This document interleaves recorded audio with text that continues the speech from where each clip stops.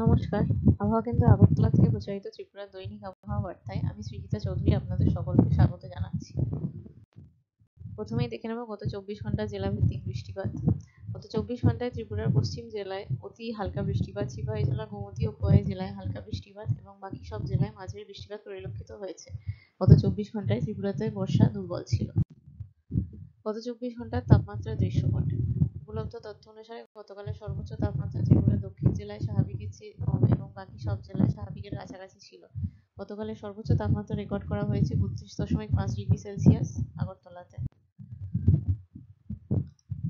উপলব্ধ তথ্য অনুসারে আজ সকালে সর্বনিম্ন তাপমাত্রা ত্রিপুরার সব জেলায় স্বাভাবিকের কাছাকাছি ছিল। আজ সকালে ত্রিপুরার সর্বনিম্ন তাপমাত্রা রেকর্ড করা হয়েছে 22.7 ডিগ্রি সেলসিয়াস কমলপুরে।